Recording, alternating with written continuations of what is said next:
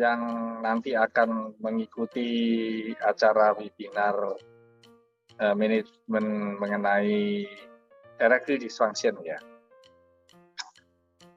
Kali ini saya mencoba untuk melihat sesuatu gunung es sebetulnya. Ya,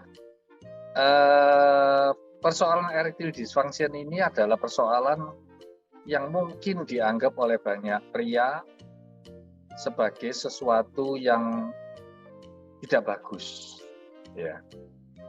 Dan agak jarang pria yang berani mengaku bahwa pada saat dia menderita erectile dysfunction ini bahwa dia mengalami ED. Ya. Ini sesuatu yang seperti gunung es yang tidak kelihatan, tetapi sebetulnya menjadi persoalan yang sering bermasalah di dalam baik dalam rumah tangga dan sebagainya. Ya. Saya tidak menceritakan panjang lebar mengenai urusan dalam rumah tangga, ya. Tetapi ini menjadi persoalan yang bahkan banyak problem di dalam rumah tangga dan sebagainya, ya. Nah, di sini banyak sekali mereka memakai akan obat-obat dan sebagainya yang uncontrolled, ya. Dan dari mulut ke mulut yang pakai ini dan sebagainya sehingga terjadi banyak side effect yang mengecewakan sekali, ya, yang menjadi penyakit-penyakit yang mengecewakan. Nah, karena itu kami tertarik untuk membahas masalah ini, ya.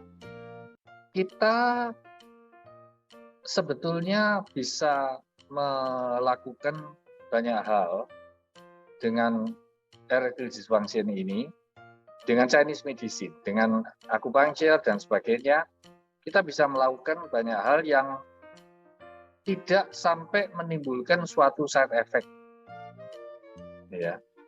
Dan sesuatu yang cukup menarik adalah bahwa ternyata erectile dysfunction ini sebenarnya tidak dianggap masuk dalam aging proses. Ya, aneh ya.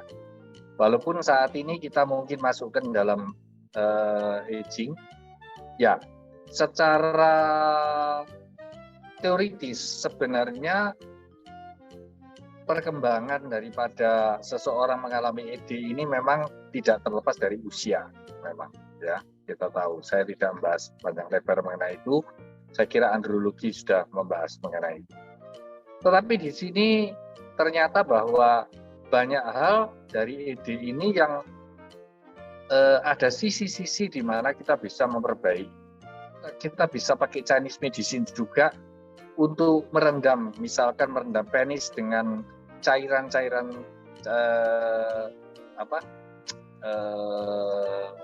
herbal medicine, ya.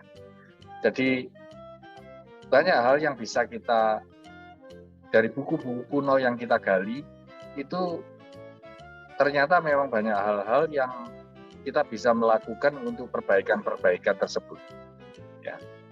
Mungkin saya akan memaparkan juga ada kalau untuk obat yang eksternal, ya, obat eksternal dengan Chinese medicine untuk melakukan suatu pemijatan dengan penis pada penis dan sebagainya untuk memperbaiki fungsi di samping akupunktur, ya. Ini juga cukup menarik juga karena kita juga sering mendengar bagaimana banyak obat-obat gosok dan sebagainya yang sampai menimbulkan side effect dan sebagainya, ya. Dan saya pikir bahwa dengan mengetahui problem sebetulnya secara patofisio daripada erectile dysfunction ini, maka kita bisa melakukan banyak hal di dalam perbaikan ini, ya. Jadi memang kita tidak bisa melakukan dengan waktu cepat, ya. Kita harus mengakui bahwa memang kita tidak bisa dalam 1-2 kali terjadi perubahan, ya. Ya, ada satu serial di mana kita bisa memperbaiki hal ini. Tetapi at least di sini buku-buku kuno itu ternyata juga membahas mengenai hal ini dari zaman dulu, ya. Sehingga kita mencoba untuk melihat akan buku-buku ini atau pernyataan-pernyataan ini untuk memperbaiki. Ya, mungkin lebih jelasnya nanti kalau sudah webinar mungkin saya bisa lebih gamblang menjelaskan, dan saya harapkan bahwa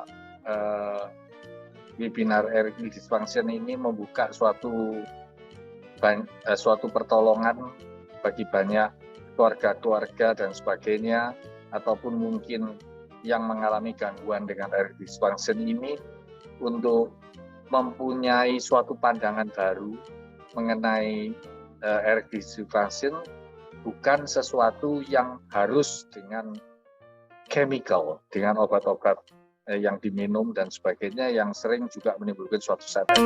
Ya.